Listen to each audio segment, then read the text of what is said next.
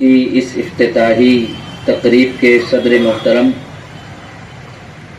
Stage پر رونق افروز معزز شخصیات،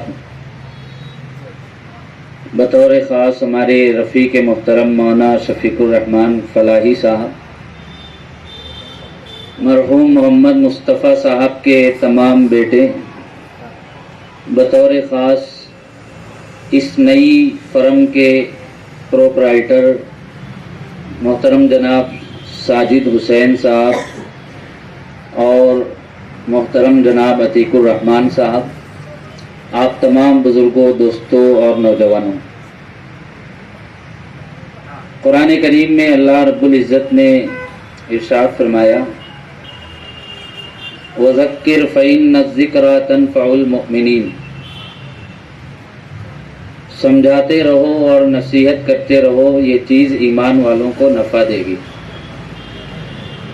بس اسی آیت پر عمل کرتے ہوئے جب بھی کہیں کوئی تقریب منعقد ہوتی ہے، چاہے وہ نکاح کی تقریب ہو، کسی گھر کے افتتاح کی تقریب ہو یا کسی دکان کا آغاز ہو رہا ہو، علماء کرام موقع کی مناسبت سے اسلامی تعلیمات اور ہدایات کو بیان کرتے ہیں تاکہ ہم لوگ جس سفر کا آغاز کرنے والے ہیں وہ اسلامی تعلیمات و ہدایات کی روشنی میں طے ہو اور ہم لوگ بخیر و عافیت منزل مقصود تک پہنچ سکیں۔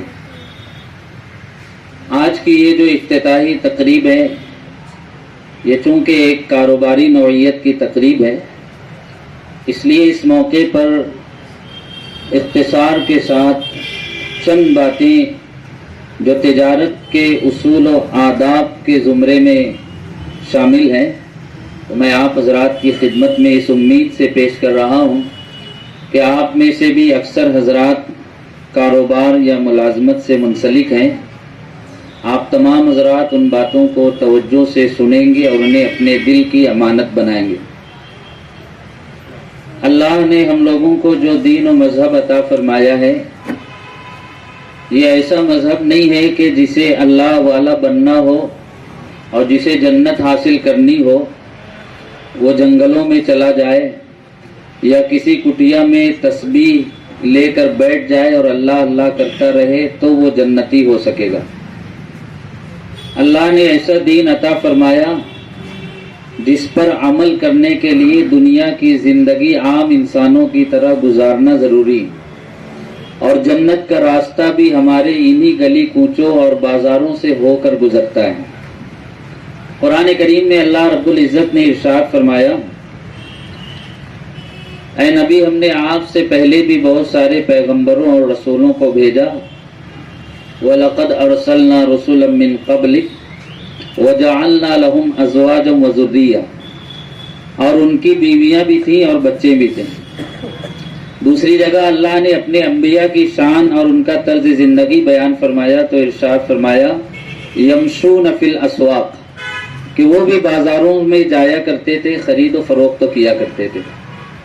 خود قرآن کریم میں اللہ رب العزت نے حضرت داؤد علیہ السلام کا تذکرہ فرمایا تو یہ بھی ذکر کیا وَأَلَنَّا لَهُ الْحَدِيدَ، ہم نے ان کے لیے لوہے کو نرم کر دیا تھا اور حکم دیا کہ اس لوہے کی مدد سے زیرہ بناؤ اور اس کو فروخت کر کے اپنا گزارا کرو۔ جناب رسول اللہ صلی اللہ علیہ وسلم نے حدیث شریف میں ارشاد فرمایا، کسی شخص نے اپنے ہاتھ کی کمائی اور اپنی محنت کی کمائی سے بڑھ کر اور بہتر کوئی رزق حاصل نہیں کیا۔ اور پھر آپ نے مثال دی کہ اللہ کے نبی حضرت داؤد علیہ السلام بھی اپنے ہاتھوں کی کمائی کھایا کرتے تھے۔ اسلام میں یہ بات ناپسندیدہ ہے کہ کوئی شخص بس یوں ہی بیٹھ کر اپنا وقت ضائع کرے، محنت اور جد و جہد سے جی چرائے اور جب کوئی ضرورت پیش آئے تو دوسروں کے سامنے اپنا ہاتھ پھیلائے۔ اسلام کی تعلیم تو یہ ہے کہ ایک ایمان والا بندہ ایک جانب جہاں عبادات کا اہتمام کرے، وہیں رزق حلال کے لیے بھی ایسی کوشش اور جد و جہد کرے کہ وہ خود کفیل ہو جائے اور اپنے ماتحتوں کی کفالت کا ذمہ بھی وہ اٹھا سکے۔ مشہور واقعہ ہے، ایک صحابی رسول جناب رسول اللہ صلی اللہ علیہ وسلم کی خدمت میں آئے اور کچھ سوال کیا۔ اللہ کے رسول نے پوچھا کہ کیا تمہارے پاس کچھ ہے؟ تو فرمایا گھر میں دو چیزیں، ایک ٹاٹ ہے جس کو ہم بچھاتے بھی ہیں اور اوڑھتے بھی، انتہائی غریب اور نادار شخص تھے، اور فرمایا دوسرا ایک پیالہ ہے جس میں پانی پیتے ہیں، اس کے علاوہ پورے گھر میں کوئی تیسرا سامان موجود نہیں۔ سرکار دو عالم صلی اللہ علیہ وسلم نے فرمایا دونوں چیزیں لے کر آؤ۔ جب وہ دونوں چیزیں لے کر آئے تو اللہ کے رسول صلی اللہ علیہ وسلم نے دونوں چیزیں 2 درہم میں نیلام کر دی، فروخت کر دی۔ اس کے بعد 1 درہم ان کے حوالے کیا اور کہا جا کر گھر کا کچھ ساز و سامان، کھانے کا کچھ نظم کر لو، اور دوسرے درہم سے کلاڑی خرید لو۔ جب وہ کلاڑی لے کر آئے تو اللہ کے رسول نے اپنے دست مبارک سے اس کلاڑی میں لکڑی کا دستہ لگایا اور ان کے ہاتھوں میں دے کر کہا کہ جاؤ جنگل میں لکڑیاں کاٹو اور اس کو خریدو، اس کو فروخت کرو، کچھ دنوں کے بعد آ کر مجھ سے ملاقات کرنا۔ انہوں نے اللہ کے رسول صلی اللہ علیہ وسلم کی اس ہدایت پر عمل کیا، کچھ دنوں کے بعد خود کفیل ہو گئے۔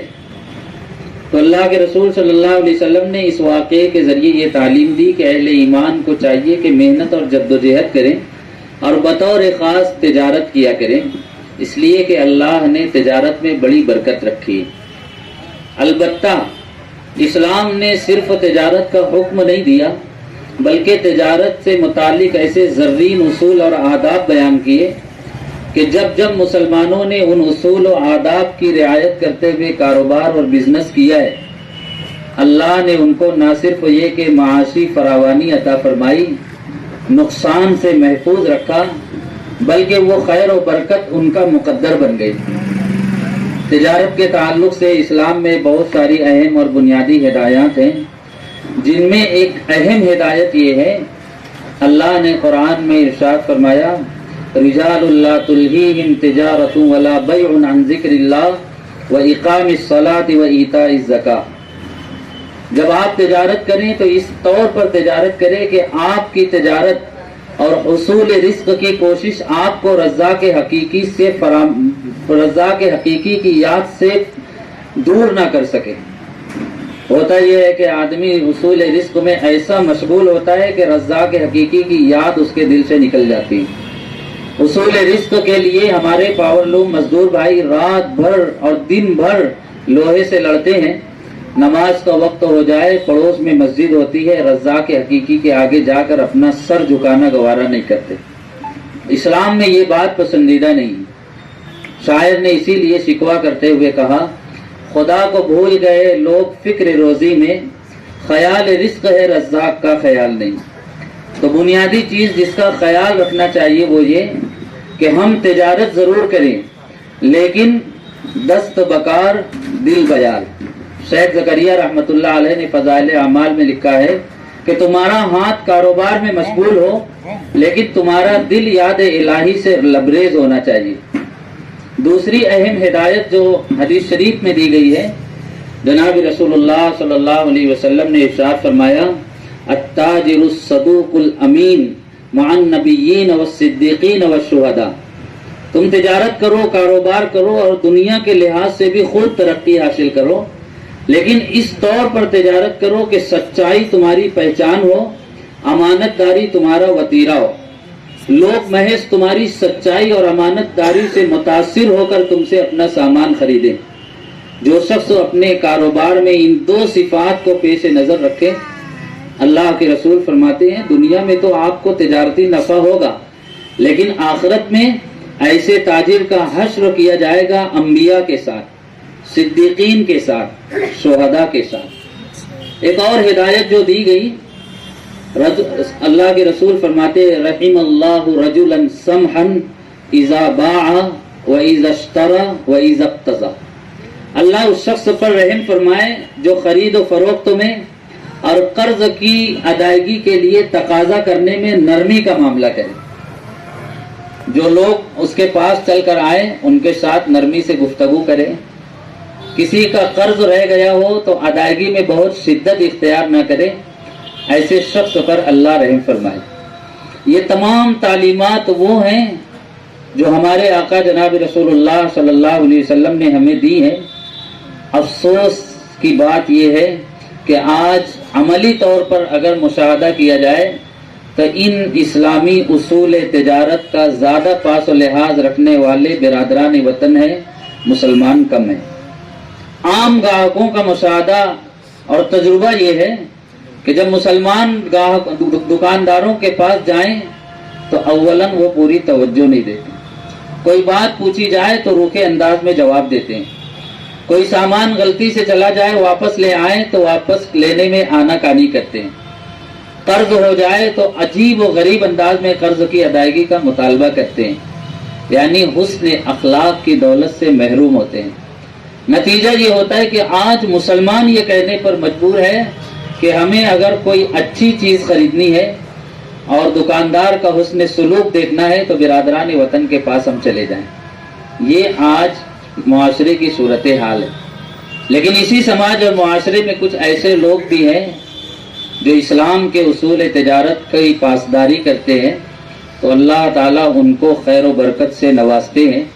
پھر ان کا قدم آگے ہی بڑھتا جاتا ہے اور لوگوں کے درمیان وہ اعتماد کی ایک پہچان بن جایا کرتے ہیں. ضرورت اس بات کی ہے کہ ہم تجارت کریں لیکن اسلام کے اصول تجارت کی پاسداری کریں. سچائی اور امانت داری کو پیش نظر رکھیں. نرمی کو اپنے مزاج کا حصہ بنا لیں تاکہ ہم ایک طرف تجارت بھی کریں اور تجارت کے ساتھ ساتھ لوگوں کو اسلام کا پیغام بھی پہنچائیں کہ اسلام کے اصول تجارت یہ ہے اور جناب رسول اللہ صلی اللہ علیہ وسلم کا طریقہ یہ ہے. ایک حدیث میں اللہ کے رسول صلی اللہ علیہ وسلم نے ارشاد فرمایا لا یؤمن احدکم حتی یحب لأخیہ ما یحب لنفسہ. تم میں کوئی شخص اس وقت تک مومن نہیں ہو سکتا جب تک وہ اپنے بھائی کے لیے وہی چیز پسند نہ کرے جو اپنے لیے پسند کرتا ہے. یہ بھی اسلام کے اصول تجارت میں شامل ہے. آپ چلے جائیے بازار میں، اگر کوئی اچھا مال ہے تو سامنے والا فروخت تو کرے گا اپنے لوگوں کو. خراب مال ہے تو کہے گا آج مت لینا مولانا کل آ جانا. اور بعض لوگ تو ماشاء اللہ علماء کی رعایت کرتے ہیں لیکن بعض لوگ تو کہتے ہیں مولانا یہ کیلا 15 روپیہ درجن ہے تمہارے لیے. مولانا خرید کر آگے بڑھے تو بازو والی گاڑی پر وہ 12 میں فروخت ہو رہا تھا. واقعی مولانا کے لیے وہ 15 روپیہ تھا. تو جھوٹ ایک نشانی بن چکی. اور جو چیز انسان خود کھانا یا استعمال کرنا پسند نہیں کرتا آج لوگ ویسی چیزیں فروخت کر رہے. ایک کھانا ول پر ایک شخص کا جانا ہوا تو کاؤنٹر پر ہوٹل کا کھانا ول کا مالک موجود نہیں تھا. تو گاہک نے بہرے سے پوچھا ملازم سے کہ بھائی ہوٹل کا مالک کہاں ہے؟ تو اس نے کہا ہمارے سیٹ سامنے والی ہوٹل میں کھانا کھانے گئے. بات سمجھ میں آ رہی؟ جی ہاں. جو کھانا وہ خود پسند نہیں کرتا وہ فروخت کر رہا ہے. آج کچھ اس طرح کی صورتحال ان مارکیٹوں میں نظر آتی ہے جہاں مسلمانوں کی اکثریت ہے. ہمیں اس موقع پر جو بات عرض کرتی وہ یہ کہ جس طرح یہ تمام حضرات تجارت کر رہے ہیں اور جیسا کہ ابھی ناظم اجلاس نے بتایا کہ 1992 سے لے کر 2022 تک 30 سال کا عرصہ ان لوگوں نے کامیابی کے ساتھ گزارا. یقیناً اس کامیابی کے پیچھے ان کے والد محترم کی تربیت اور ان حضرات کی دینداری، امانت داری اور سچائی کا بہت بڑا حصہ ہے. یہ حضرات ہمارے لیے ایک جیتی جاگتی مثال ہے کہ ہم لوگ اچھی چیزوں کی تجارت کریں، ان چیزوں کی تجارت کرے جو لوگوں کے لیے مفید ہو. ایسا سامان فروخت نہ کرے جس سے لوگوں کو نقصان ہو سکتا ہو. ابھی شہر میں سماج سدھار مہم چل رہی ہے، نشہ مخالف تقریریں ہو رہی ہے. ان تمام لوگوں کو بھی مخاطب کر کے کہا جا رہا ہے کہ بھائی ہم نشے سے اگر اپنی قوم کو بچانا چاہتے ہیں تو ہمارے ہی مسلمان بھائی جو نشے کو فروخت کر رہے ہیں وہ کم سے کم اپنے اس کاروبار کو بند کر دیں. اللہ کی زمین بہت بڑی ہے، اس کی نعمتیں بے شمار ہے. آپ ایک چیز بند کریں گے لوگوں کی نفع رسانی کے لیے اللہ دوسرا دروازہ کھول دے گا.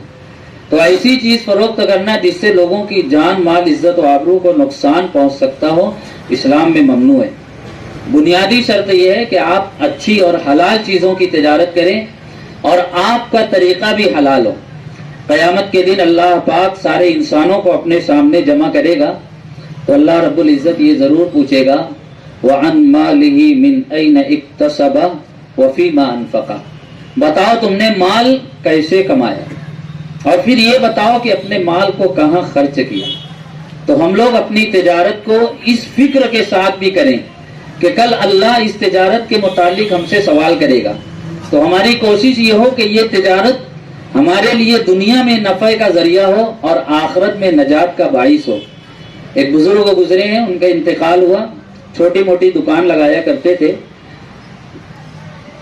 انتقال ہوا، کسی نے خواب میں دیکھا تو پوچھا کہ حضرت کیا گزری، اللہ نے آپ کے ساتھ کیا معاملہ کیا؟ آپ تو بڑے نیک انسان تھے، اپنی عبادات کی وجہ سے آپ کامیاب ہو گئے ہوں گے. کہنے لگے نہیں، میں اپنی عبادت کی وجہ سے کامیاب نہیں ہوا، میں اپنے معاملات کی وجہ سے کامیاب ہوا. دین کے بنیاد 5 حصے ہیں: عقائد، عبادات، معاملات، معاشرت، اخلاقیات. مسلمانوں نے عملی طور پر دین کو صرف عقائد اور عبادات میں محدود کر دیا ہے، حالانکہ دین کی تعلیمات کا ایک بڑا حصہ معاملات سے متعلق ہے. اور علماء فرماتے ہیں معاملات کی صفائی دین کا بنیادی حصہ ہے. کسی شخص کی نماز مکمل ہو، روزہ اور حج مکمل ہو، ہاتھ میں تسبیح ہو، سامنے قرآن پاک کا نسخہ رکھا ہوا ہو، لیکن اس کے معاملات اگر خراب ہوں تو آخرت میں اس کی نجات نہیں ہو سکتی. اس لیے کہ یہ حقوق اللہ ہے اور دوسری چیز کا تعلق حقوق العباد سے ہے. تو بزرگوں کا انتقال ہوا، پوچھا کہ آپ تو اپنی عبادات کی وجہ سے کامیاب ہو گئے ہوں گے. فرمایا اللہ نے میری عبادات نہیں دیکھی، میرے معاملات کو دیکھا. میری ایک چھوٹی سی دکان تھی، لوگ اپنے مجھ سے بہت ساری چیزیں خریدا کرتے تھے. یہ اس زمانے کا واقعہ ہے جب سونے اور چاندی کے سکے رہا کرتے تھے جن کو درہم اور دینار کہا جاتا ہے. اور وہ سکے 2 طرح کے ہوتے تھے، ایک خالص ہوا کرتا تھا، ایک کھوٹا ہوا کرتا تھا. ہمارے مولانا شفیق الرحمان فلاحی صاحب موجود ہیں اور فقہ کی بڑی کتاب ہدایہ وہ پڑھاتے ہیں، وہ اس کی تصدیق کریں گے کہ سکے 2 طرح کے ہوتے تھے، ایک خالص ہوتا تھا اور ایک کھوٹا اور ملاوٹ والا ہوتا تھا جس کی قیمت کم ہوتی. وہ کہتے تھے کہ لوگ میرے پاس کھوٹا سکہ لایا کرتے تھے لیکن میں ان کو مال اس سکے کا دیا کرتا تھا جو خالص ہوا کرتا ہے. آج کے زمانے میں سمجھ لیجئے کوئی آپ کے پاس پھٹی نوٹ لے کر آ جائے، اسے ساجد بھائی فکر نہ کریں، ساری پھٹی نوٹ جو ہے وہ مسجدوں میں اب پہنچ جاتی ہے، دکانوں میں نہیں آیا کرتی. گزشتہ چند ہفتہ پہلے کی بات ہے، ہمارے مؤذن صاحب یہاں موجود ہے، ایک گواہ کے ساتھ میں بات کر رہا ہوں. ایک نوٹ ماشاءاللہ نکلی تھی، وہ پھٹی بھی نہیں تھی، وہ بالکل آدھی تھی، 10 کی نوٹ آدھی. انہوں نے مجھ کو دکھایا تو میں نے کہا ہو سکتا ہے سامنے والے کی نیت 5 روپیہ صدقہ کرنے کی ہو. تو آج کے زمانے میں سمجھیے کہ پھٹی نوٹ کوئی لے کر آ گیا. تو وہ کہتے ہیں کہ جب لوگ میرے پاس کھوٹا سکہ لے کر آتے تھے تو میں اس کو قبول کر لیتا، البتہ اس کو آگے نہیں بڑھاتا تھا، اس کو اپنے پاس جمع کر لیا کرتا. ورنہ ہوتا یہ ہے خوب سودا نقد ہے، اس ہاتھ دے اس ہاتھ لے، ادھر سے پھٹی نوٹ آئی ادھر سے گڈی میں لگا کر اس کو کسی کو دے دیے، جس کو کہتے ہیں گردی میں کیلا بیچنا. تو وہ کہتے تھے سارے کھوٹے سکے میں نے جمع کر لیے. جب انتقال کا وقت قریب آیا تو میں نے سارے کھوٹے سکے اپنے سامنے رکھے اور اللہ سے میں نے فریاد کی، اے اللہ ساری زندگی میں نے آپ کے بندوں کے کھوٹے سکے قبول کیے ہیں، آپ اپنے اس بندے کے کھوٹے اعمال کو قبول کر کے اس کی مغفرت کر دیجیے. فرماتے ہیں میرے اس عمل پر اللہ نے میری مغفرت فرمائی. تو میں Bharat plumbing and hardwares کے یہ جو پروپرائٹرس ہیں جناب ساجد حسین صاحب، جناب عتیق الرحمان صاحب، بطور خاص ان سے اور بالعموم آپ تمام حضرات سے کہنا چاہوں گا کہ ہم اگر چاہیں تو یہی تجارت ہمارے لیے دین بن سکتی ہے، یہی تجارت آخرت کی نجات کا ذریعہ بن سکتی ہے اگر ہماری یہ تجارت اسلام کے اصول و آداب کی روشنی میں جاری رہے. بس انہی گزارشات اور انہی امیدوں کے ساتھ میں اپنی گفتگو مکمل کرتا ہوں اور تہہ دل سے مبارکباد پیش کرتا ہوں ان دونوں حضرات کی خدمت میں اور جناب مرحوم محمد مصطفیٰ صاحب کے تمام ہی بیٹوں کی خدمت میں کہ اللہ نے آپ لوگوں کو آج اس مقام تک پہنچایا ہے. عروج ایسا نصیب ہو تجھ کو کہ آسماں بھی تیری رفعتوں پہ ناز کرے. اللہ تعالیٰ ان کی تجارت میں مزید خیر و برکت عطا فرمائے. بڑی خوشی کی بات ہے کہ اس سے پہلے انہوں نے یہیں قریب میں ساجد بھائی نے کلر کی دکان کھولی. وہ آپ کو سادگی میں دیکھنا پسند نہیں کرتے اور سادگی ان کا مزاج نہیں ہے، وہ چاہتے ہیں کہ آپ رنگ برنگے ہو جائیں. یوں بھی شاعر نے کہا ہے گلہائے رنگ رنگ سے ہے زینت چمن، اے ذوق اس جہاں کو ہے زیب اختلاف سے. اور اب آگے بڑھ کر انہوں نے ہارڈ ویئر کی دکان کھولی ہے. ایک مفید چیز اور ایک مفید کاروبار انہوں نے شروع کیا ہے. ایک ایسا کاروبار کہ آپ اگر ان سے بے نیاز رہیں تو نہ پانی آپ کے حلق تک پہنچے گا، نہ آپ کا وضو ہوگا، نہ غسل ہو سکے گا. بہرحال میں امید کرتا ہوں کہ انشاءاللہ وہ حسب معمول اسی طرح امانت داری اور سچائی کے ساتھ اپنا کاروبار آگے بڑھاتے رہیں گے. اللہ تعالی ہم تمام لوگوں کو جو باتیں کہی گئیں ان پر عمل کی توفیق عطا فرمائے. وما توفیقی الا باللہ.